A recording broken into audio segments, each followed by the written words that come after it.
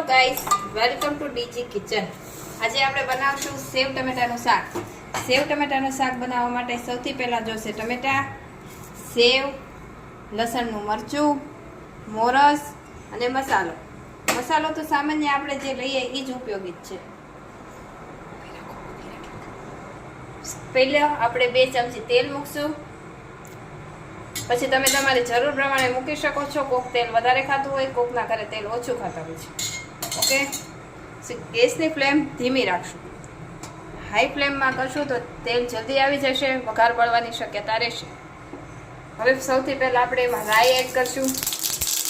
તેલ આવી ગયા પછી પહેલું રાઈને એડિટિંગ આપશું. પછી ગેસને તમે બંધ અથવા ધીમો પણ કરી શકો છો, કેમ કે જો વધારે ગેસ આવી જશે તો બળી જશે વઘાર. તમે ધીમો કરી શકો છો અથવા બંધ કરી શકો છો. રાઈ તમારી અનુકૂળતા પ્રમાણે વધારે ઓછી નાખી શકો છો. પછી સીધું તમે ટમેટા હિંગ નાખવાની છે. ઊભું રાખો. સેકન્ડ આપણે હિંગ એડ કરશું. હિંગ એડ કર્યા પછી સીધા ટમેટાને એડ કરી નાખશું.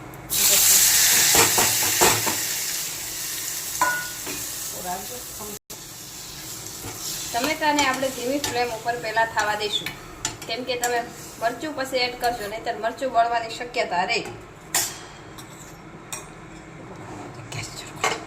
ધીમા તાપે તમે ટમેટાને આ રીતે હલાવજો. ટમેટા થઈ જાય પછી જ આપણે લસણવાળું મરચું નાખવાનું છે, નહીંતર મરચું બળી જશે તો સ્વાદ સારો આવશે નહીં.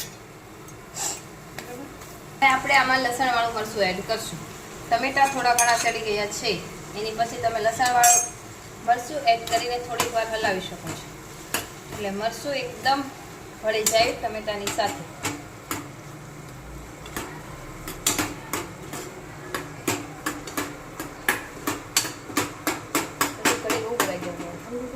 હવે આપણે આમાં જીરું એડ કરશું.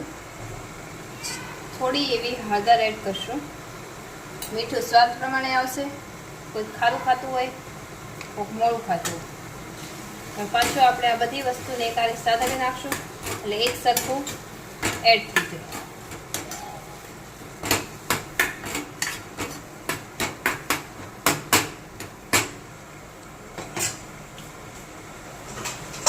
આમાં સૌથી પહેલા પાણી નાખશું.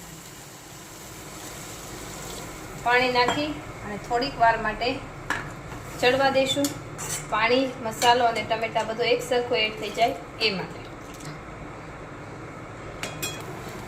થોડી વાર માટે પાણીને ઉકળવા દેવાનું છે. પાણી ઉકળી જશે એટલે ટમેટા બધો મસાલો એક સરખું થઈ જશે. હવે જો આપણું પાણી ઉકળી ગયું છે, એમાં આપણે મોરસ એડ કરશું. મોરસ તમે તમારા સ્વાદ પ્રમાણે એડ કરી શકો છો. કોક વધારે ગળું ખાતા હોય, કોકના ઘરે ખાંડ ઓછી ખવાતી હોય.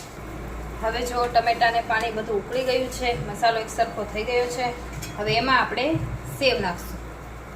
સેવ તમે ઓછી વધારે નાખી શકો છો. કોઈક બહુ સેવવાળું ખાતું હોય, કોઈક ઓછા સેવવાળું ખાતા હોય છે, કોઈકને રસો વધારે પસંદ હોય છે, કોઈકને ઓછું. રસાવાળું બને તો વધારે સરસ બને છે. હવે આને સેવ નાખ્યા પછી થોડી વાર માટે ઉકળવા દેવાનું છે. હવે થોડી વાર માટે તમે સેવને ઢાંકી શકો છો, જેનાથી મસાલો એકદમ ઉકળી જશે, બધું એકદમ સરસ થઈ જશે. આ પ્રોસેસ 2 થી 3 મિનિટ જ કરવાની છે. હવે આપણે ખોલીને જોઈએ તો આપણું સેવ ટમેટાનું શાક રેડી છે. ગેસની ફ્લેમ તમે ઓફ કરી શકો છો અને આને નીચે ઉતારીને તમે ચેકઆઉટ મારો તો એકદમ સરસ રસાવાળું આપણું સેવ ટમેટાનું શાક રેડી છે. આમાં થોડોક રસો હોવો જોઈએ, કેમ કે થોડી વાર પડ્યું રહેશે એટલે રસો એની મેળે જ વયો જશે. તો ચાલો જમીએ સેવ ટમેટાનું શાક.